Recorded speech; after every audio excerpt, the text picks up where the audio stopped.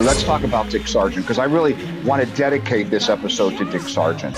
These are things that I think a lot of people don't know about Dick Sargent. He was born into a Hollywood household. His mother was an actress. His father was a Hollywood manager. Samantha a lot, throwing temper tantrums at stupid things they would say. And they thought Dick Sargent was more even-keeled, more realistic, because you see all that smoke, this is behind-the-scenes stuff. You actually have to build like little walls and things to keep that smoke in there. You can't just blow a smoke machine and expect that smoke to float like there. You have to encapsulate it somehow, because it'll just fizz out all over. Keep in mind, that's green screen. A lot of those things they had to, again, this is an expensive episode, that Beanstalk. These are big sets that they're using. This is episodic, every week television. Bewitched, bewitched, you've got me in your spell. Bewitched, bewitched. Let's chat about Bewitched. I'm so glad to be with you. This is our first time back after a little bit of time off after the holidays, where we're continuing to chat about Bewitched. And this is a huge Let's Chat About Bewitched, because right there, that's his first ever episode. Dick Sargent appearing as Darren Stevens. It was a huge deal then, and believe it or not, in TV history, it's a huge deal. I'll explain that as I tell you a little bit about the episode.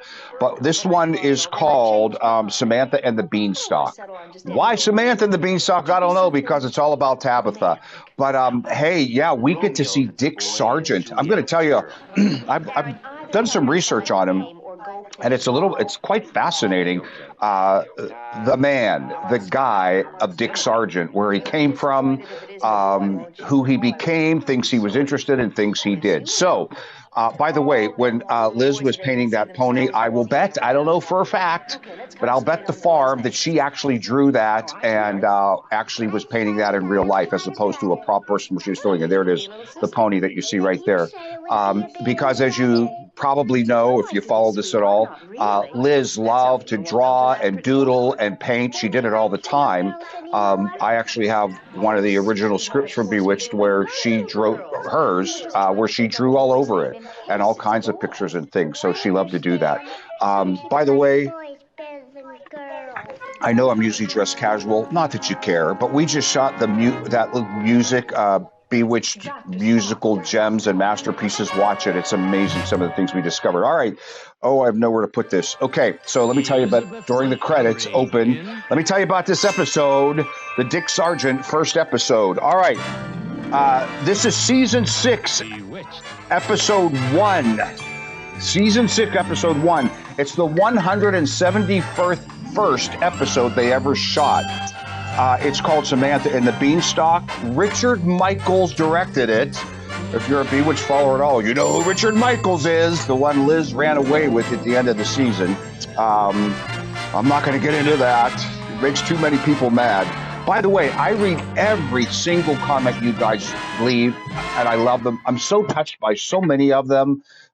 Gosh, guys, I just can't go on to tell you how much I appreciate you. Written by Michael Morris. There it is, directed by Richard Michaels. So yeah, it's gotten to the point where at one point I'm going to sit down for several days and just reply to everything. Okay, back to the episode. I'll get to this in a second. As always, I'm behind. So here's Erin Murphy. By the way, if you remember, that set right there, Tabitha's room, is actually a dual set of the den, the Stevens den. They just switch out the walls and the flats. But if you notice, it's the exact same shape. The door's in the exact same place. In the den, of course, it would lead into the hallway, which would lead into the kitchen. But here it's used as Tabitha's room. And I always marvel at Erin Murphy, that little kid, is someone who's, done a lot of acting, worked with kids and animals, as I talked about, which the show had lots of. It's not easy. It's not easy directing them, producing them, acting with them, any of it. But man, she just nailed it. She was just so good. Okay, there's the Family Affair dude. That kid from Family Affair, the Ginger. His name is Johnny Whitaker, and here he is doing an appearance in Samantha and the Beanstalk, which, by the way, was filmed April 18th, 1969, and when was it broadcast? Doesn't say, but Nope, it doesn't. Oh, aired September 18th, 1969. All right.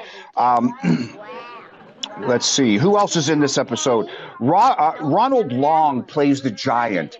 Ronald Long did a lot of Bewitched episodes. So, as I've explained in the past, when you see these people back then appearing over and over and over again, there's lots of different characters. There's two reasons. One, there weren't big reruns. There were reruns, but not big syndication like we have now, and they just figured you'd forget about it.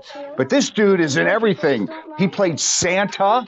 He played Henry VIII, which is coming up in a few weeks, by the way, part 1 and part 2. I'm excited to do that one. Hepzibah, part 1 and part 2 is coming up in a few weeks. I'm so excited to do that one. But here he plays the giant. Who else was he? He was the ghost in the castle. And the second reason that you'll see a lot of recurring actors in this particular case, which I know personally because Bill Asher told me, again, if you don't know, knew Bill Asher, he just wanted to work with easy people. He had no time for drama, which this show, as we all know, like it or not, had a lot of. So, all right. Here Liz is pregnant. The storyline, just to get back to the storyline, is they're going to have a baby. What if it's a boy? Tabitha's like, gets the idea, oh, they like boys better than girls, so this is the way she runs away. Agnes Moorehead as Endora, brilliant. When you think about it, through the run of the series, those 4 are the only ones who were consistent. Three. Agnes, Liz, and Aaron. The Dicks changed. The Darrins changed. The Mrs. Kravis has changed. The Mr. Stevens changed. People passed away, like Marion Lauren, who played Aunt Clara. So a lot of over the 8 seasons, over the 8 years, people came and go. But Liz, Agnes, and Aaron are the ones, right? Oh, Abner Kravitz, and Phyllis, the mother. I know you guys are going to give me a whole list of other people, but you know what I mean in terms of the leads. But imagine being Dick Sargent right now. Again, as someone who's done a lot of this kind of thing, and I don't say that because like, oh, I've done a lot of this kind of thing. I can't imagine. Can you? Oh, there she is. I can't imagine. By the way, I'm watching. If you're new here, I apologize. What you're seeing here, I'm seeing there. So that's what we're doing. And this is more of a behind-the-scenes thing than talking about the episode, but we're watching it together because we can. And again, if you're new, I have to talk the whole time because if I stop talking and the sound goes full, it'll be flagged on some platforms and be muted, which is not really the point here. All right. So where was I? Oh, can you imagine being Dick? Okay. First of all, did I say everything? I think I said everything I need to say. If not, I'll get it another time. Let's talk about Dick Sargent, because I really want to dedicate this episode to Dick Sargent, all right? I can't imagine being him. Replacing the Darren was a big deal back then. So now all of a sudden these people who maybe aren't in the know or read the Hollywood Reporter or whatever are turning on their TV show, and here's Samantha painting the crib on a close-up. And it zooms out, and she's saying, honey, love, sweetheart. I think she says sweetheart. And it's like, who's she talking to? I don't know. It had to be a brain buster, right? I don't know that I saw the originals, but I'm sure eventually I'm like, wait, what? But of course, these actors are so good. You know, Liz, there's nothing different about Liz in her as an actress interacting with her fellow actor. And then I think you just slowly start to buy it, regardless of whether you like Dick York or Dick Sargent best. If you have followed these chats way back in the beginning, I actually mentioned I haven't met many people who said they like Dick Sargent better, and all of a sudden, bam, bam, bam, bam, bam, bam, bam, a lot of people did. And typically the reason is they felt that Dick York was, is abusive the word, harsh, caustic, yelling at Samantha a lot, throwing temper tantrums at stupid things they would say. And they thought Dick Sargent was more even-keeled, more realistic. Now, remember, the times have changed from the early 1960s to the late 60s into the 70s in terms of, you know, back then there was a lot of stage actors coming into TV and film, not necessarily Liz and Dick, though both did, where there was a lot of overacting, a lot of dramatic. So, you know, Dick Sargent right away is bringing a different flavor, a different kind of Darren. Fascinatingly to me, it's almost like so a lot of times when they replace characters, they'll say study him or her, be as much like him or her as you can, kind of bring that same tone. It's almost as if Bill Asher, the big guy on Bewitched, Liz's husband in real life, though troubles right about now because of the director of this episode, Richard Michaels, said to Dick Sargent, you know what, bring your own Darren. Do you get that feeling? It's as if they said, let's start clean. This is who Darren is. He's married to a witch. Here's the script. See, the Dick. Did you see just how he turned there? And he's more staid. Dick York would have been more rubbery and like what? Like just very different played. And it's like they didn't even try to do that with Dick Sargent. So, there are people out there who like Dick Sargent better than Dick York. And there are people out there who like Dick York better than Dick Sargent. I'm in the Dick York fan club, but you know what? They're all great. And I'm going to say this too. Before I started doing these Bewitched chats, as old as that's amazing right there, by the way. I know that's a little painting, but that the way they forced that perspective and they lit it, because it's not as gigantic as it looks really. But from a production standpoint, they did a really good job of making that look really far away. My guess in real life, it might be 10 feet away, if that, because you see all that smoke, this is behind the scenes stuff. You actually have to build like little walls and things to keep that smoke in there. You can't just blow a smoke machine and expect that smoke to float like there. You have to encapsulate it somehow because it'll just fizz out all over, whether it's dry ice or a chemical cloud producing kind of smoke kind of thing. Very hard to manage. Don't take that and they lit it all red. That's a lot of light. So I know it looks pink, but it's red. They're using red lights to light it pink. Because red lights just aren't that powerful, and when it hits the white, it looks pink. But that's a big space to have all that, those clouds and that smoke like that. So this, by the way, I know I'm going to get to Dick Sargent, I promise. We're not halfway through yet. This, by the way, is they're pulling a lot of stops here on this episode.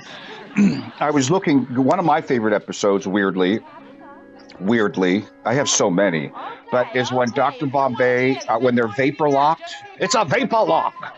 And Dr. Bombay turns, I think, is it Liz, Samantha, into a photograph and slides her under the door.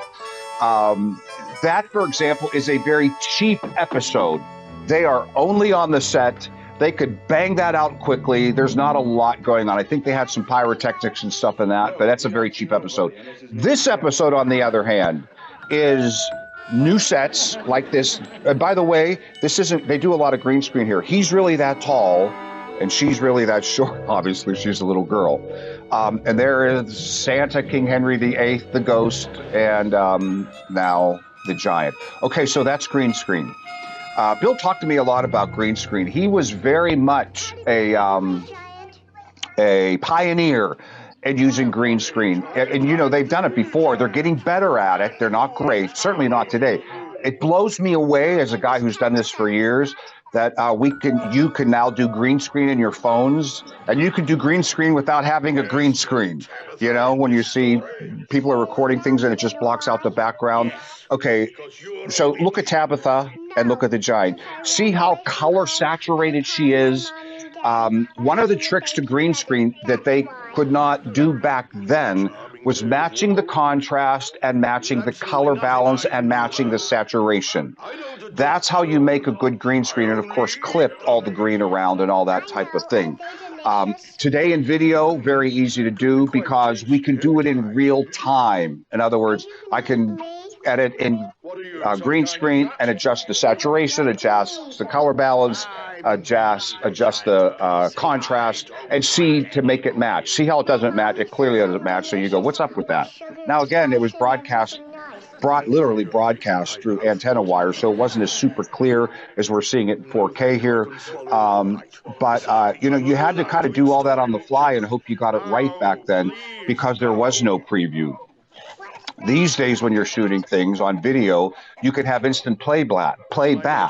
And as you may or may not know, even for a while there, when videos started to become more accessible, what Hollywood would do was they would still shoot in film. We're talking 20, 30 years ago, but actually have a video camera under the film camera so they could instantly watch playback. But if you think about it, back then, there was no, let's play that back to make sure it was okay. You couldn't. It was on film that had to be developed. So you just had to have really good people and hope you were getting what you needed to get. And that's why you hear in the old times people going into the studio to watch dailies. In other words, they would do something real quick and watch the playback to make sure they're getting the right lighting and all that stuff. Because back then, you just had to shoot on the fly and hope that you were getting it right. And that's why there were a lot of reshoots and things back then. It's not that we don't have reshoots today, but they're much more rare. And they're rarely for production reasons, because you can just say, okay, play that back. Like now when I do something, we could shoot something and then the director may say, okay, play that back. I need to look at that. And they can look exactly what it'll look like right there. No, you can't do that with green screen because that's done in post or, visual effects and CG and all that stuff. But you can see if the green screen looks good, if the lighting's good, because lighting's real important on green screen and all that stuff. All right. Phyllis. All right, so Where's Samantha? she's really good. Very consistent, too. Both of the mothers did such a really good job. All right, let me talk about Dick Sargent now.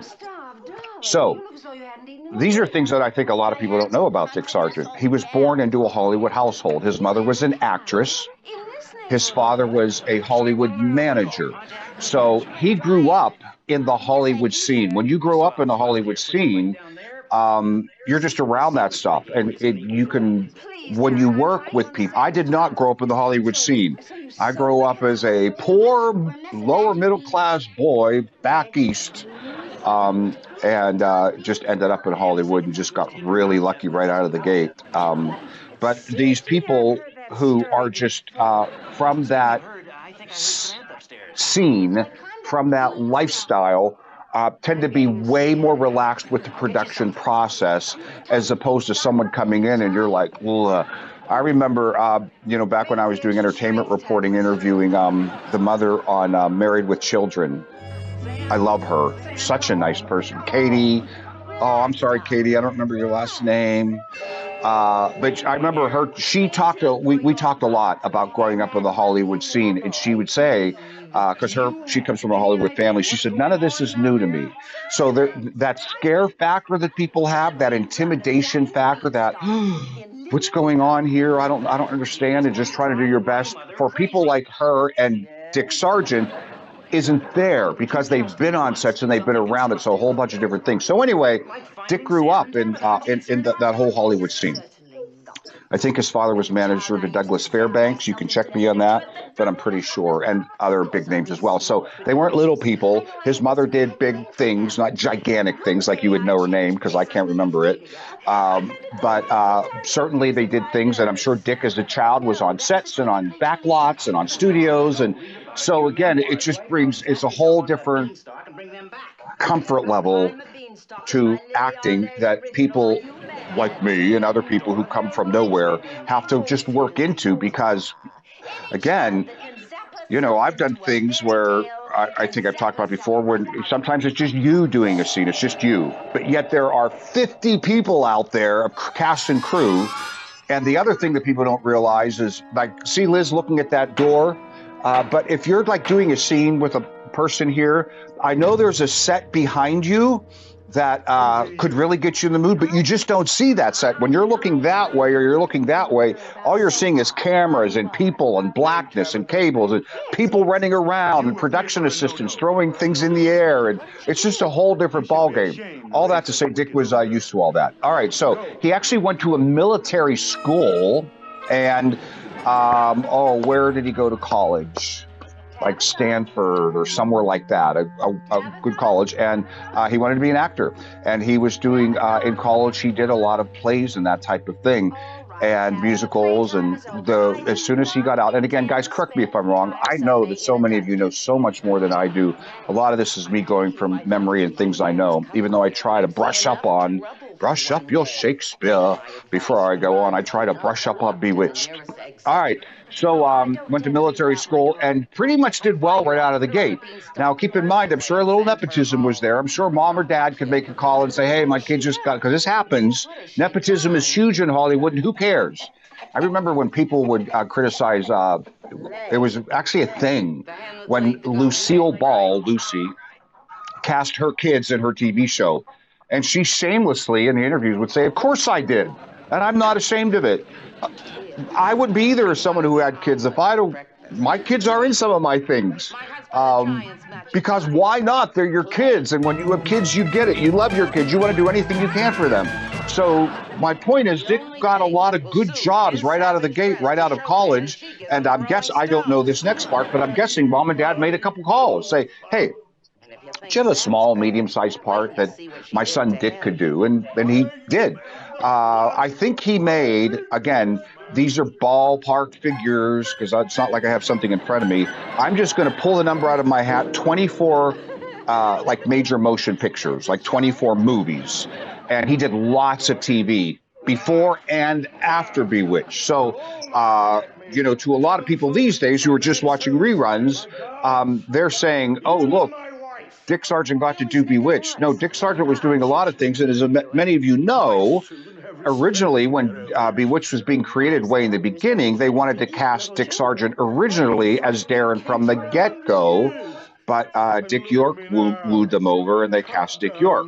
So it was quite natural when Dick York had his issues. That's all I'm going to say in this one, because I'm not up for the comments. When Dick York had his issues, Dick Sargent was the natural person to call after, if you've seen a previous Bewitched chat, they decided whether or not they were going to recast Darren. Because after Dick York had his issues, they played with the idea of just having him go off somewhere, just writing him out of the script, like a lot of things. Like, what are we going to do about it? And if we recast him, does Endora change his appearance forever, or Maurice, or whomever? Ultimately, after lots of meetings and Bill Asher making the ultimate decision, he said, no, we're going to recast him and say nothing. We're seeing that and say nothing right now. This is how it was. What did I say? 1968, I think. Season 5, episode 1. This is, let's see, bad green screen, but still, good job for them for back then. And that's not bad right there at all. And keep in mind, that's green screen. A lot of those things they had to again, this is an expensive episode. That Beanstalk. These are big sets that they're using. This is episodic, every week television. So again, I'm sure they said, okay, we got to distract people. To me, this episode's way more about Tabitha than Samantha anyway. So I would call Tabitha and the Beanstalk, but it's Samantha and the Beanstalk. Okay, so, and remember, okay, geez. So Samantha's pregnant, and in season 4 at the end, the plan originally in the original scripts that were already written was she was going to tell Dick York, who was playing Darren, we're going to have a baby. Well, Dick York now all of a sudden isn't there, so they rewrote that script, and she tells mom and dad, remember? When she says, oh, well, I was going to wait and tell Darren when he comes back from Chicago, but yes, I'm going to have a baby.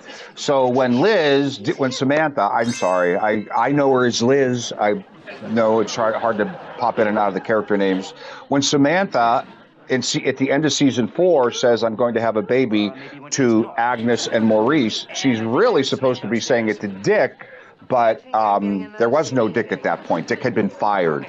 So they shot it and punted over time off, and this is what we come up with. We're recasting Dick Sargent. So, okay, just a few more things about Dick Sargent because we're toward the end. Everybody knows, you've seen it in my episodes, and it's a lot of places. He came out as a homosexual. Why? He's actually a very admirable man in many ways. He worked a lot for charities, for Special Olympics. Special Olympics loved him. He worked tirelessly. He was a very giving man. He worked, I got goosebumps thinking about it, working for a lot of charities. if you saw, I don't know which one it is, the Nightmare one, that has a lot of views, that a lot of people don't like that, where I talk about how difficult it must have been to make this show.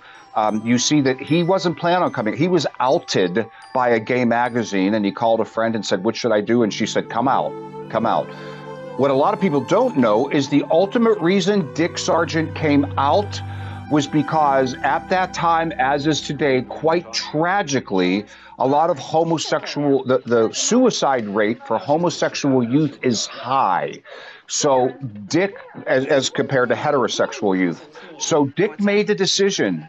Good man. I just think he was a good man. I met him, if you remember that. We had the same agent, which is crazy the first time I saw him in my agent's office. But anyway, he did it to help homosexual youth accept themselves, to help do something about the suicide rate. So that guy right there, good guy, good guy. Ultimately went down as dying of prostate cancer. Some people say, well, it was maybe more AIDS. Nobody knows. The official record is Dick Sargent died from prostate cancer. But see, look at Liz. Look, this is the first time she's working with him. And look, would you know, she's so good. And see, that works. It just worked for me. All right, so that's it. So welcome, Dick Sargent. All right, for the next 7 Bewitched chats, it's all Dick Sargent, because it's all been Dick York, with the exception of the holiday episodes. Like I said, we're going to do the first episode with Esmeralda, which I think is actually next in airings, not my airings, but the show airings, where Esmeralda shows up to replace Marion Lorne, eventually, as the You Who Made. And I'm so excited to do the Hepzibahs. I love that. I love that actress. I'm so excited to do the Henry VIIIs with that giant actor playing Henry VIII again. Love that as well. So we got good stuff. These are all episodes that I like and I don't think will be fun to watch. So hope you like that. We're celebrating Dick Sargent during this Bewitched chat. Good guy. Good guy. I'm happy to go on record as saying that. Hope you agree. Be always interested to hear your thoughts. All right. In the meantime, keep the magic alive, keep the magic in your heart, and we'll see you next time. I never thought